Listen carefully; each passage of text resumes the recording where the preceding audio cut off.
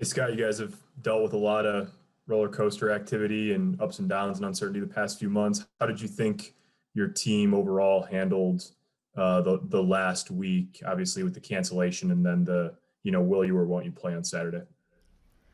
No, I think well. Um, we had a scary movie night on Halloween to try to keep our guys from going to parties and doing some dumb things. Had a lot of the team show up. Um, we've officially set a record for most practices with one game under your belt in the history of college football. There's no question about that. But I think the guys are learning to roll with the punches. Quick follow up. I know that it's there's some gray area in the whether a team's going to play or not. Did you what do you think of that? And would it be better if there was just a set red line? You're either playing or you're not, based on where your roster is health wise. I've weighed in on my opinion on some of those decisions before, and it hasn't done any good. So I don't think I'll weigh in on my decision on their decision on that. I know they left a provision in there for teams to decide if it wasn't safe in their community or university to play, and that's what our last opponent chose to do. So we're on to the next one.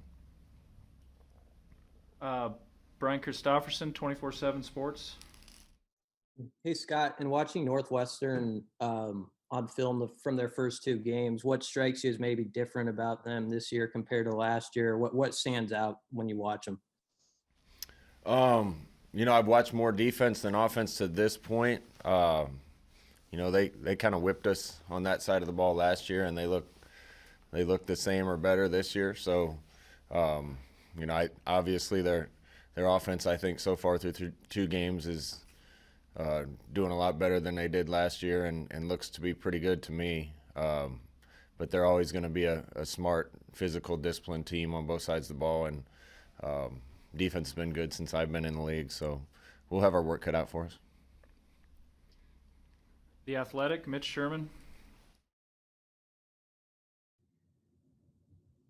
Hey Scott, Pat Fitzgerald said today that you guys would have a huge advantage by having the week off while they had to play Iowa on Saturday. How do you characterize the pluses and minuses of maybe getting a little extra rest, and what was your adjusted schedule both through the weekend and the early part of this week with tomorrow being off?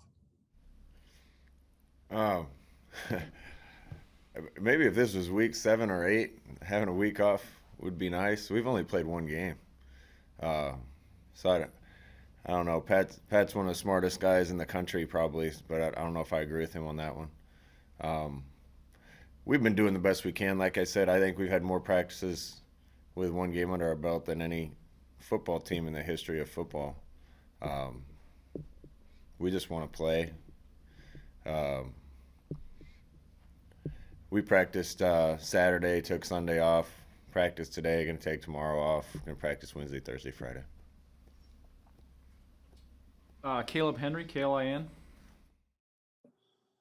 Coach, you had a what turned out to be a bye week last week, off tomorrow. How are you handling controlling intensity in practice with no built-in bye weeks over the course of this season compared to how you would handle intensity during a practice week and a game week in previous years? Uh, we're making it up as we go along. I'm being honest. You got to have a feeling for where your team is. Um, Played one game and we're done for 2 weeks. It's hard to predict those things. So we just got to make a daily call and keep trying to get our guys better without risking their health too much. Husker Online, Sean Callahan. Hey, Coach, how much of your job is just trying to manage the roller coaster of emotions of, telling your kids things are on, things are off, et cetera? I mean, and can you just speak to the challenge of that, keeping these kids kind of level-headed through all the ups and downs? Yeah, Sean, to this point, the kids are kind of like I am. They're kind of callous to the whole thing.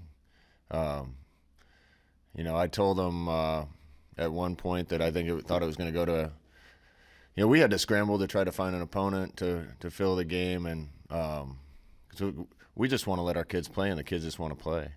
Not everybody was available, so in about a few hours we came up with one that was going to be able to PCR that test their kids on a Thursday and a Friday and fly here, and we could test them again. We told the kids we were going to try. Told them it was probably going to go to a vote of the Big Ten, whether they're going to let us or not. We tried to do it the right way. I don't think they were very confident when they heard that, and they were right. So we didn't get to play. The kids kind of laugh about those things now. More than anything, they just want to be on the field competing, and hopefully we get a chance to this Saturday. Lincoln Journal-Star, Steve Sipple. Hi, Scott. I just wanted to confirm. So Cam Taylor-Britt and Deontay Williams will be out in this game? They're suspended for the first half. Okay. And is that, I mean, how do you feel about that? Was there any chance that because you guys didn't have a game that they would be able to play? No, Sip, I've been through this before. We've missed games because of hurricanes 2 years in a row and a lightning storm, and now coronavirus, and we're kind of old hands at this. But we've had a kid that was suspended, and then we miss a game, and the suspension carried over to the next game. Certainly don't think that's necessarily fair to these kids, especially we're down 33% of our original season now. We're down to 8 games if we get to play them all from here on out. So it's an awfully big penalty, considering I thought at the very least those calls were, one call at least was very close, and it's too bad for the kids that are getting the opportunity to play taken away and are going to miss a half on top of that. One quick question about Northwestern. Patty Fisher, 3-time All Big Ten linebacker. Just what does that say about a player that already has been an All Big Ten player 3 times? He's impressive. He just finds a way to make plays. That's what you got to say about their whole defense. They're in the right place. Their eyes are good. They all see the ball thrown. They all rally. They tackle well in space. They're physical up front. They do a great job, the players and the coaches. He's obviously been the leader of that for a few years now, and I'll be glad when he's out of the league. Thank you. Andy Kendi, KETV.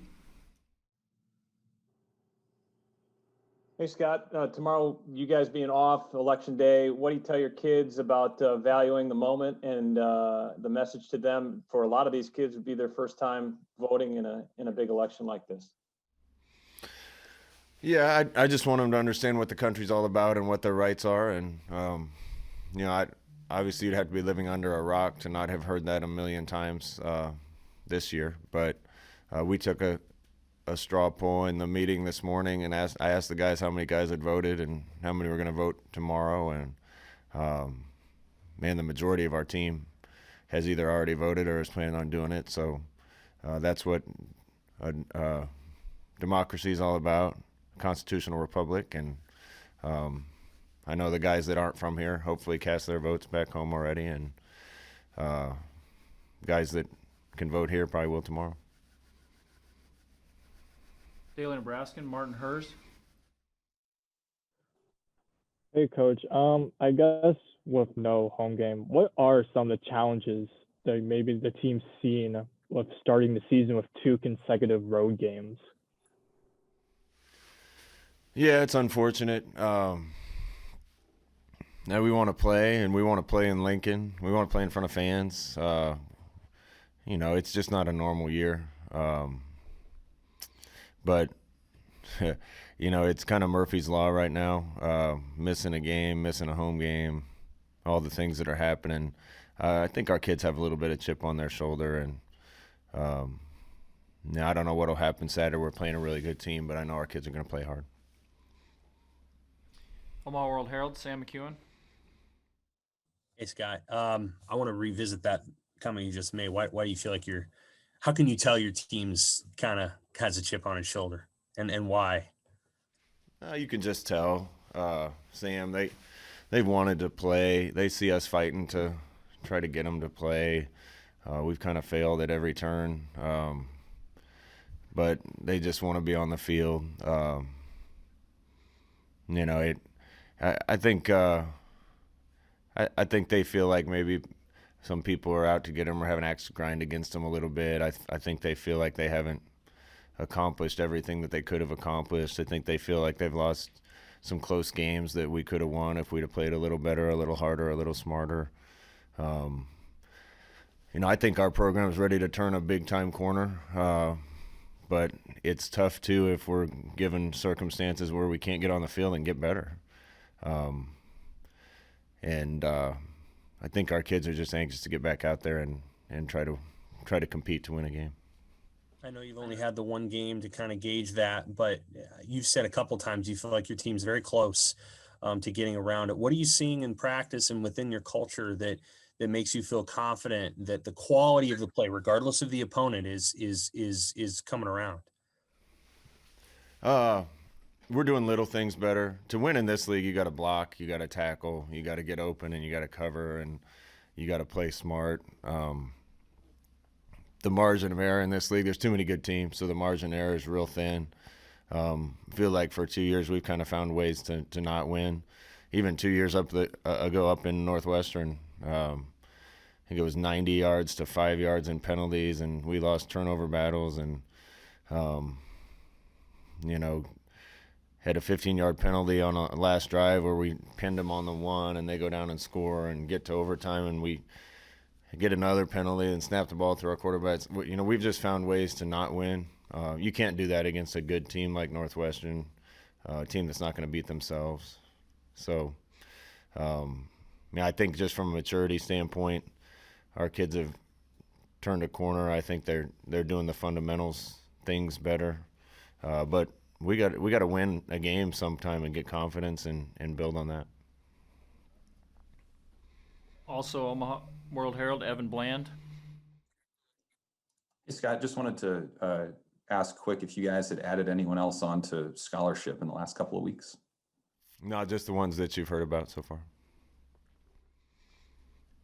Associated Press, Eric Olson.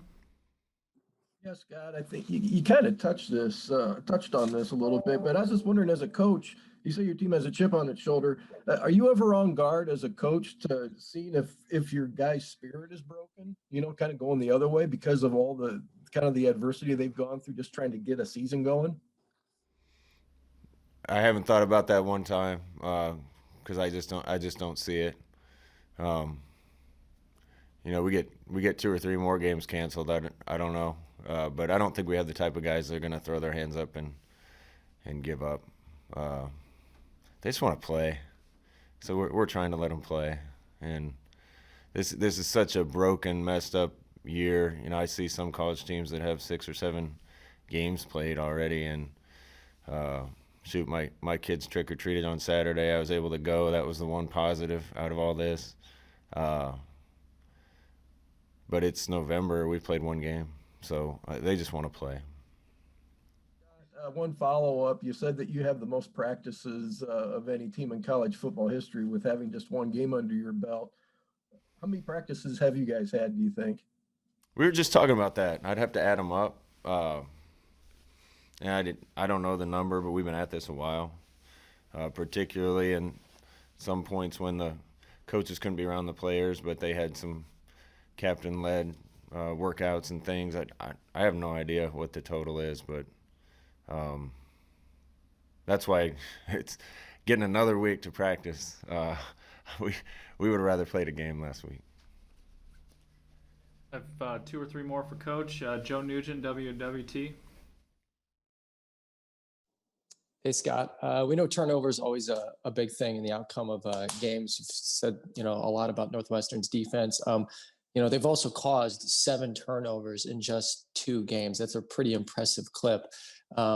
Is there something else at play, or are they doing that based on the fundamentals that you've already spoken about? I think it's both. I think they got really good players, but they do a good job of having 11 sets of eyes on the football at all times. You don't see guys with their backs to the ball. In the Iowa game, they got a couple tip picks, and That happens when a lot of guys are watching the football, a lot of guys are rallying to where they need to, they're pursuing well. So they're going to create turnovers, but they capitalize on a lot because of how disciplined they are and how good they are with their eyes and their effort. And seems like it's been that way since I've been watching them. Back to Parker Gabriel, Lincoln Journal-Star. I know you're playing a bunch of young guys on offense, but with Bryce Bennett and Ethan Piper in particular, what would you like to see? What's sort of the next step for each of them from their first time out to their second time out? Just improvement. I think both played well in their first time out 2 weeks ago or a week and a half ago. A little more consistency, finishing plays a little better, but those guys are going to be good players for us for a while around here, and some of our young players certainly could have benefited again from a game last week, but we'll keep trying to get them experience so we can get better. And last one for Coach, Hale Varsity, Derek Peterson. Hey, Scott. You said this a few minutes ago that Northwestern doesn't beat itself. Your players have said the same thing. It seems like that gets said about that team year after year. What do you think it takes to get a program to that point? Is it just like Coach Fitz has been there for so long that's a byproduct of it, or is it something else? It's probably a lot of things. It's good coaching. It's having a veteran team. It's probably having a lot of smart kids on your team. You can't be a dummy and get into Northwestern. So I think the kids that play football there are probably the type of kids every parent wants their daughter to marry. Smart, extremely smart kids that are athletic and going to be successful in life. And those kind of kids probably pretty good at being disciplined and not making a mistake.